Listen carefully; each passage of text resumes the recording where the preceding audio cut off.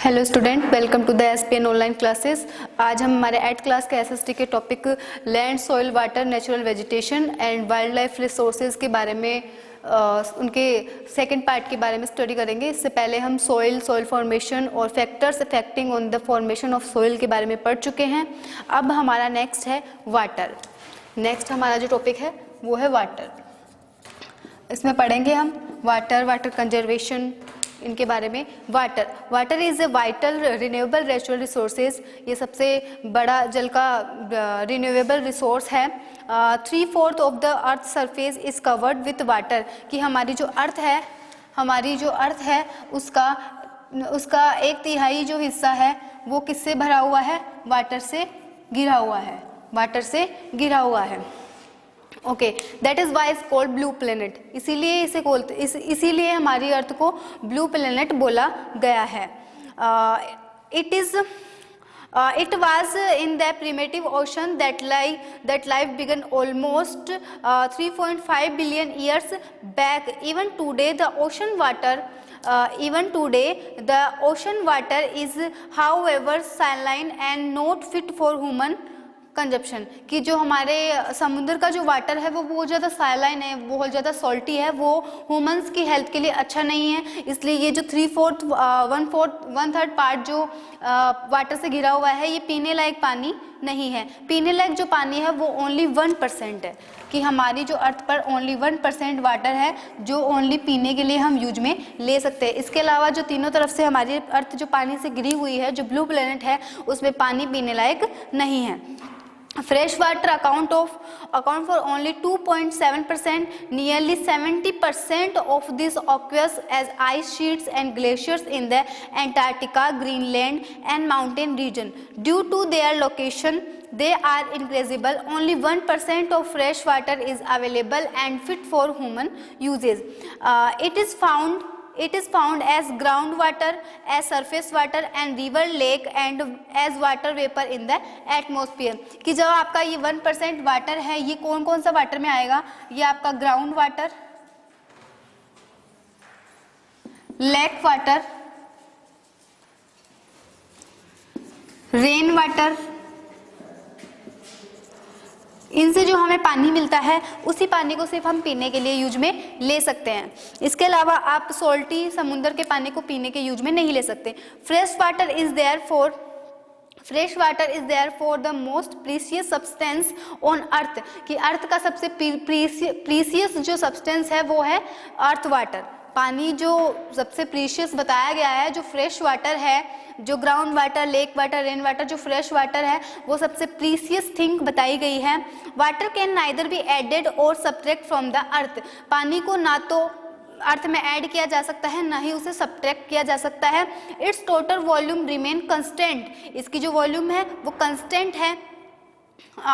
From the earth its absence only seems to vary because it is in the constant motion, cycling through the ocean, the air, the land back again through the process of evaporation, precipitation and runoff. This as you already know is referred to as a water cycle. ये जो चीज़ हम अभी पढ़ने जा रहे हैं ये सब वाटर साइकिल का पार्ट है। उसके बारे में भी हम जानेंगे कि वाटर साइकिल क्या होता है। उससे पहले हम एक समरी पे फोकस डालते हैं। तो do you know in 1975 the consumption of water for human use 385 CU kilometre per year. कि 1975 तक पर पर्सन जो वाटर था वो 3850 CU किलोमीटर पर ईयर था। It show to more than 6000 CU kilometre per year in 2000, जो 2000 में बढ़कर 6000 CU पर ईयर हो गया। उसके बाद में है a dripping tap wastage 1200 litre of water in a year. कि आपका जो नल है, नल से जो रोज एक बूंद जो टपकती है,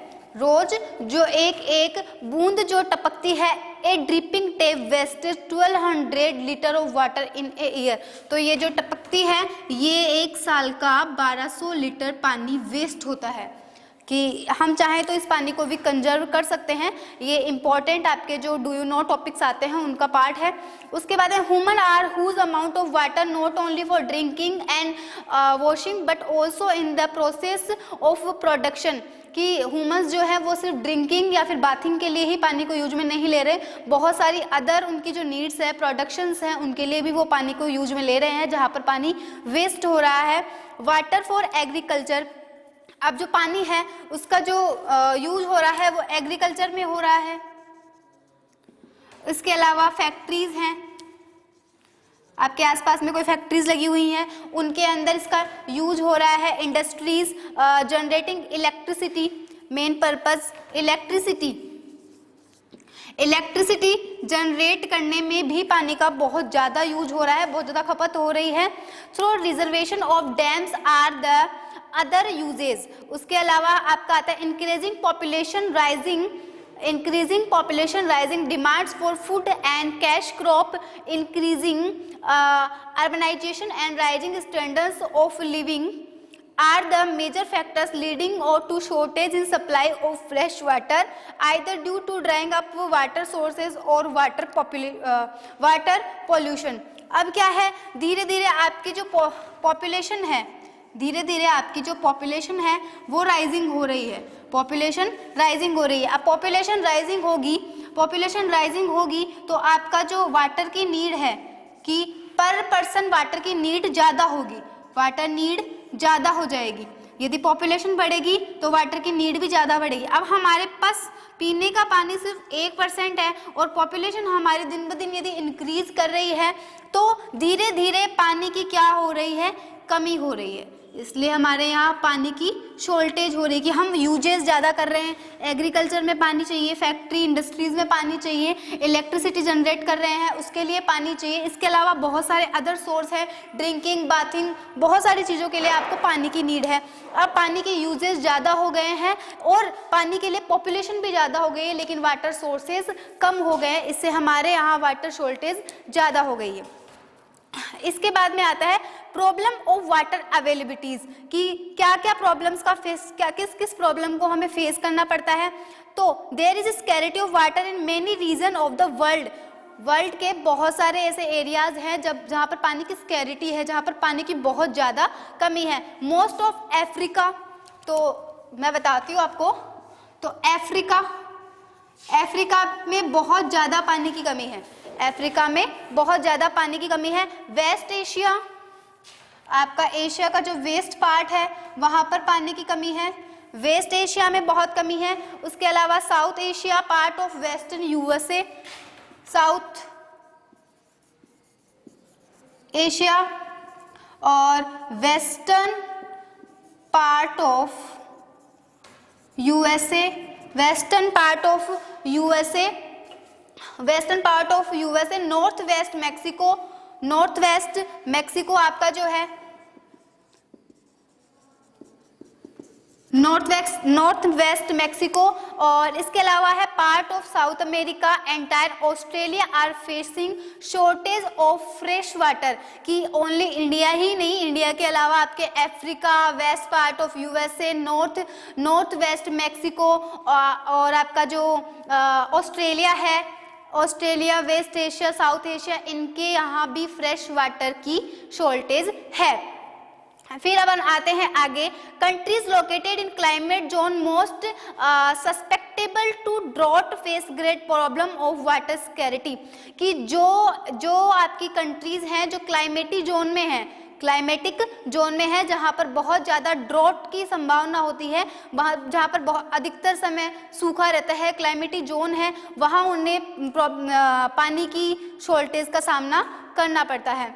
Thus, water shortage may be consequence of variation in seasonal or annual precipitation or the scarcities caused by over exploitation and contamination of water sources। अब वाटर सोर्सेज का कंटेमिनेशन होगा, वाटर सोर्सेज को आप डिस्ट्रॉय करोगे कि आप बहुत ज़्यादा आपने फैक्ट्रीज इंडस्ट्रियल में यूज कर लिया, बहुत ज़्यादा आप वेस्ट कर रहे हो पानी को, तो धीरे धीरे वहाँ पानी का जो स्तर है वो बहुत नीचा चला जाएगा। पानी का स्तर नीचा जाने से वहाँ पर पानी की शॉर्टेज आ जाएगी, क्योंकि वो ऑलरेडी क्लाइमेटिक जोन है, वहाँ पर पहले ही सूखा रहता है जो मोस्ट ऑफ इन एरियाज में रहता है। इसलिए यहाँ पर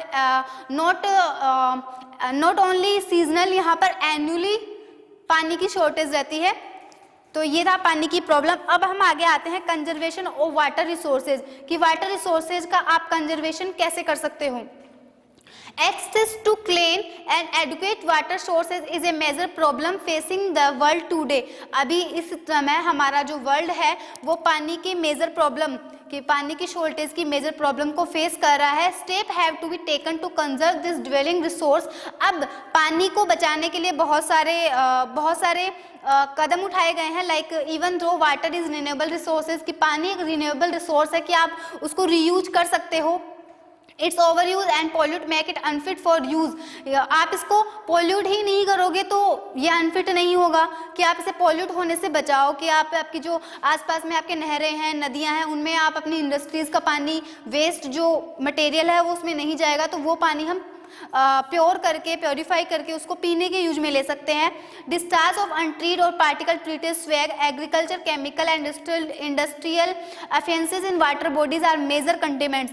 जो हमारे पानी को सबसे ज़्यादा कंटिमेट कर रहे हैं वो है एग्रीकल्चर केमिकल, एग्रीकल्चर से निकलने वाले केमिकल, या फिर सॉलिड डिस्चार्ज या फिर केमिकल डिस्चार्ज जो आपके हैं, इनकी वजह से हमारा जो पानी है वो ज़्यादा कंटिमेट या ज़्यादा पॉल्यूटेड हो रहा है। The pollute water with nitrate, metal and pesticide, इनसे हमारा पानी ज़्यादा पॉल्यूट हो रहा है। Most of these chemical are non biodegradable. अब इनमें अधिकतर केमिकल क्या है, नॉन बायोडिग्रेडेबल है एंड रीच ह्यूमन बॉडीज। दो water pollution can be control by treating these effluents suitable before releasing them in water bodies. अब आप वाटर पोल्यूशन को कैसे रोक सकते हो, कि ये जो आप केमिकल वेस्ट है इसे आप पानी में नहीं डाल के, इनको आप नॉन बायोडिग्रेडेबल ये है, लेकिन आप इनका और कहीं आप इनको वेस्ट करो, पानी में इन्हें वेस्ट ना करके, आप पानी में इनको कंटिमेट नहीं करके इन्हें कहीं और यदि आप कंटिमेट करोगे तो शायद हम वाटर पोल्यूशन से बच सकते हैं। उसके बाद में forest and other vegetation cover slow the surface run off and replenish underground water. Water harvesting is another method to save surface run off. The canal use for irrigation field should be properly line to minimise losses by water space. Sprinkles effective irrigate the area by checking water losses through sprees and evaporation. In dry region with high rates of evaporation, drip and trickle irrigation is very useful। हाँ, अब यदि आपका agriculture है तो agriculture के अंदर सबसे ज़्यादा इरिगेशन में पानी वेस्ट होता है।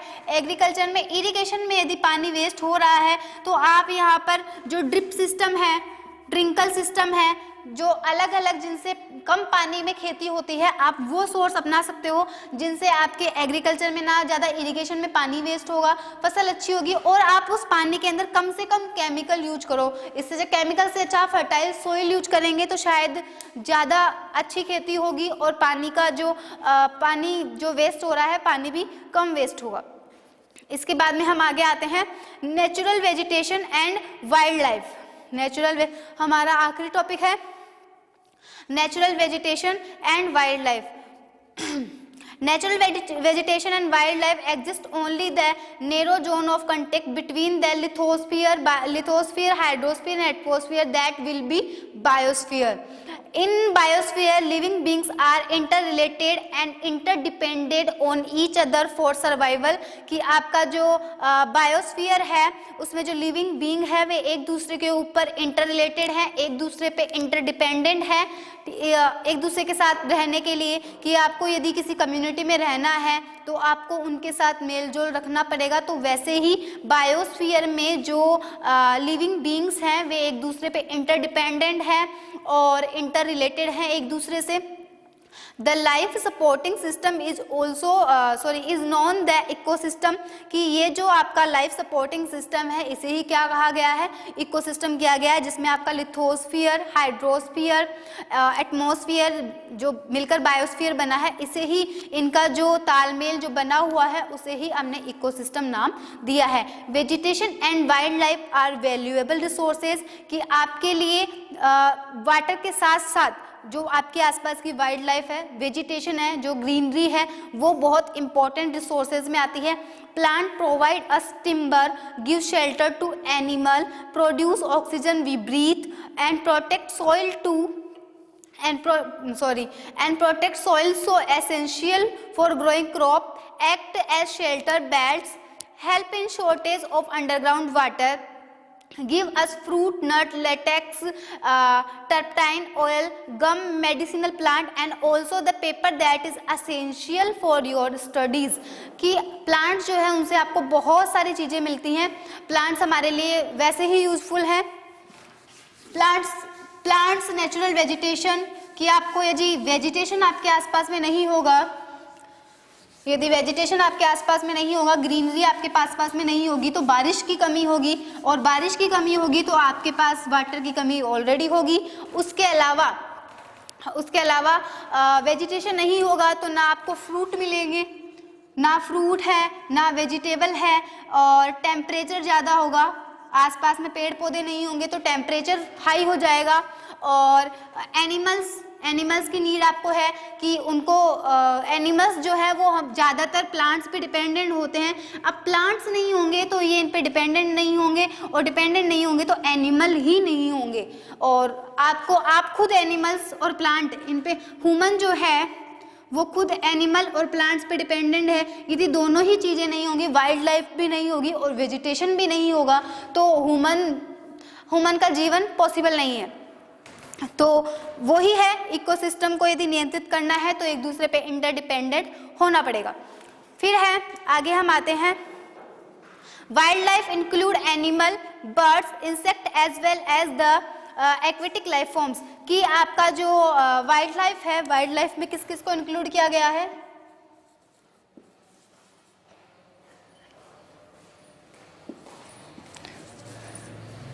वाइल्ड लाइफ में एनिमल्स, वाइल्ड लाइफ में आपके एनिमल्स हैं, इंसेक्ट्स हैं, और जो वाटर एनिमल्स हैं, वाटर एनिमल्स को भी वाइल्ड लाइफ में इंक्लूड किया गया है। दे प्रोवाइड अस, अब इनसे हमें क्या क्या मिलता है? They provide us milk, meat, hides, wool, इनसे हमें बहुत तरह की चीज़ें, जैसे दे प्रोवाइड अस वूल, क्लॉथ वगैरह के लिए हमें वूल चाहिए। उसके अलावा जो इंसेक्ट है, इंसेक्ट्स में आपकी आती है bees provide us honey, help in pollination of flower, have an important role to play, decomposer in ecosystem, ecosystem में जो डिकम्पोजर का काम करती है बीज काम करती है, ठीक है। The birds feed on insects and act and decomposition as well, अब आपके बर्ड्स हैं वो इंसेक्ट्स को, छोटे इंसेक्ट्स को खाते हैं, इससे वो डिकम्पोजिशन का काम करते हैं। Vulture due to its ability to feed on died livestock is scavenger and considered a vital cleanser of the environment. So animal big और small all are internal to maintaining balance in ecosystem, ecosystem को balance रखने के लिए छोटे बड़े सभी आपके जो लिविंग बींग्स हैं सबका अपना अपना मेंटेनिंग बैलेंस होता है। इसके बाद में आता है डिस्टर्बेशन ऑफ नेचुरल वेजिटेशन, कि नेचुरल वेजिटेशन को हम कैसे डिस्टर्ब कर रहे हैं, ये हमारी नेचुरल वेजिटेशन थी, इसको हमने कैसे डिस्टर्ब किया है। The growth of vegetation depend on preliminary on temperature and moisture, कि आपकी जो ग्रीनरी है, वेजिटेशन है, वो किस पे डिपेंड करती है? टेम्परेचर पर और मॉइस्चर पर डिपेंड करती है। The major vegetation types of the world are grouped as forest, grassland, scrubs and tundra, कि आपके जो ये तो वाइल्ड लाइफ था, अब आपकी आ गई है वेजिटेशन। वेजिटेशन आपका जो है, इसके अंदर कौन कौन आते हैं? फॉरेस्ट, इसके अंदर आपके फॉरेस्ट हैं, और उसके अलावा आपके ग्रासलैंड्स हैं, ग्रासलैंड्स हैं और टुंड्रा लैंड्स हैं। इसके अलावा स्क्रब्स भी हैं। In areas of heavy rainfall whose trees may thrive, the forests are thus associated with areas having abundant water supply. Size of trees and their density reduce. Short stunt trees and grasses grow in the region of moderate rainfall, forming the grassland of the world. Thorny shrubs and scrubs grow in dry areas of rainfall. अब आपके जो forest होते हैं वो most of वहाँ होते हैं, ये जो फॉरेस्ट है ये जहाँ जो आपका हेवी रेनफॉल एरिया होता है, जहाँ पर बहुत ज़्यादा रेनफॉल होती है, वहाँ आपके फॉरेस्ट होते हैं। फॉरेस्ट वहीं आपको ज़्यादा दिखाई देंगे जहाँ पर रेनफॉल ज़्यादा होता है, मॉइस्चर ज़्यादा होता है, टेम्परेचर जहाँ का कम होता है, वहाँ पर ज़्यादातर आपको फॉरेस्ट पाए जाते हैं। उसके अलावा एक है स्क्रब्स, इसके अंदर एक स्क्रब्स भी है। स्क्रब्स जो है वो होते हैं ड्राई एरियाज में, इन्हें ज़्यादा मॉइस्चर की ज़रूरत नहीं होती है, ना ज़्यादा पानी की ज़रूरत होती है, ये ड्राई एरियाज में पाए जाते हैं जहाँ पर रेनफॉल कम होता है। In such areas plants have deep roots. अब ये जो श्रब्स होते हैं इनकी जो रूट्स होती हैं, मान लीजिए कोई पौधा है, इनकी जो रूट्स होती हैं काफ़ी डीप होती हैं। अब पृथ्वी की गहराई में वैसे ही मॉइस्चर ज़्यादा है, पानी ज़्यादा है, तो इनकी रूट्स को वहीं से पानी मिलता रहता है, इनको ऊपरी पानी की ज़रूरत नहीं है, इनको नीचे से बहुत ज़्यादा पानी मिलता रहता है। मॉइस्चर की वजह से ये ड्राई एरियाज में भी अच्छे से पनपते हैं।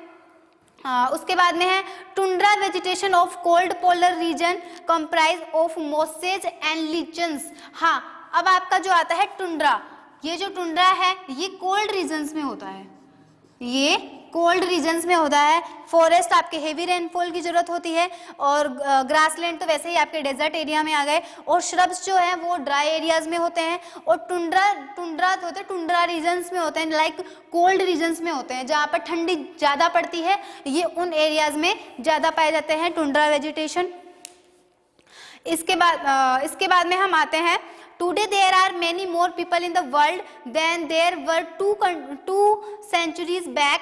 To feed the growing numbers, large areas of forests have been cleared to grow crops. Forest cover all over the world is vanishing rapidly. There is an urgent need to conserve this valuable resource. अब क्या है कि 2 शताब्दी से तो क्या हो गया है, आपके फॉरेस्ट, ये जो फॉरेस्ट है इनको क्लियर कर यहाँ तो वो कॉलोनी बना दी गई है, यहाँ तो वहाँ कॉलोनी बना दी गई है, यहाँ फिर वहाँ पर एग्रीकल्चर लैंड करके वहाँ पर खेती की जाने लगी है। इसलिए यदि हम फॉरेस्ट को इस तरीके से हम डिस्ट्रॉय करेंगे तो धीरे धीरे बारिश का होना कम हो जाएगा।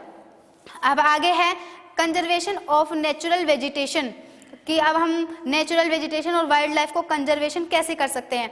Forest are our wealth, plants give shelter to the animal, change of climate and human interference can cause the loss of natural habits for the plant and animal. Many species have become vulnerable on endangered, and some are on the verge of extinction. Deforestation, soil erosion, constructional activities, forest fires, tsunamis and landslides are some of the human and natural factors which accelerate the process of extinction of these resources. हाँ, जो human activities अब होने लगी हैं, जो soil erosion जो हम करने लगे हैं, और मैनी मोर लाइक फैक्ट्रीज हम लगाने लगे हैं, उनसे हम फॉरेस्ट, ग्रासलैंड या फिर जो हरे भरे एरियाज उनको हम ख़त्म करके वहाँ पर हम इंडस्ट्रीज़ लगा रहे हैं, उनका हम दुरुपयोग कर रहे हैं, उनको डिस्ट्रॉय कर रहे हैं। इससे धीरे धीरे हमारी वनस्पति ख़त्म होती जा रही है। One of the major concern is poaching, which result in the sharp decline in the number of particle species। कि हम जो फॉरेस्ट को काट कर वहाँ इंडस्ट्रीज लगा रहे हैं, इससे हम हमारी नेचुरल स्पेसीज, जो हम इनसे बहुत सारी स्पेसीज हमें प्राप्त हो रही है, उन स्पेसीज को हम नष्ट कर रहे हैं। Some of this animal are tiger, lion, elephant, deer, black duck, crocodile, reindeer, snow leopard, ostrich and peacock. This can be conserve by increasing awareness. अब यदि हम जो अवेयरनेस नहीं दिखा रहे हैं, इनकी वजह से हमारा जो वाइल्ड लाइफ है इसे भी हम धीरे धीरे खोते जा रहे हैं। धीरे धीरे ये सब जानवर खत्म होते जा रहे हैं। इनकी जो संख्या है उनमें धीरे धीरे कमी आ गई है। National park, wildlife sanctuaries, biosphere reservation are made to protect our national vegetation and wildlife. अब इनके कंजर्वेशन के लिए, इनके बचाव के लिए हमारे यहाँ national park, sanctuaries, wildlife sanctuaries, biosphere reservation, ये हमारी वाइल्ड लाइफ और ये जो हमारा वेजिटेशन है, इनको बचाने के लिए ये बनाए गए हैं, ये कदम उठाए गए हैं। Conservation of creek, lake, wetlands and necessity to the save precious resource from depletion. There is a balance in the environment is the relative number of species is not disturbed. Human activities in several parts of the world have disturbed the natural habitats of many species due to indiscriminate killings. Several birds and animals have either become extinct or an verge of extinction. अब आपको क्या है, इनके लिए awareness programme हमारे चलाए जाने चाहिए कि उससे वाइल्ड लाइफ को भी बचाया जाए और वेजिटेशन को भी बचाया जाए। इनके लिए अवेयरनेस प्रोग्राम वैसे गवर्नमेंट ने बहुत चलाए हैं, लेकिन फिर भी बहुत सारी जगह ऐसी हैं जहाँ पर इनके लिए कोई अवेयरनेस नहीं दिखाई गई है। तो अवेयरनेस प्रोग्राम कौन से चलाए गए हैं? लाइक सोशल फॉरेस्ट्री और वन महोत्सव, एक वन महोत्सव और सोशल फॉरेस्ट्री के नाम से एक अवेयरनेस प्रोग्राम चलाया गया है, जिनमें बताया जाता है या तो कोई नुक्कड़ नाटक टाइप करके बताया जाता है या उनमें समझाया जाता है कि हमें हमारे जो वाइल्ड लाइफ हैं उन्हें क्षति नहीं पहुंचानी और हमारे पास जो आसपास ग्रीनरी है उसे हमें नहीं कोई भी क्षति पहुंचानी है। हाँ, इनके बारे में हम हमें पहले टॉपिक में भी पढ़ चुके हैं और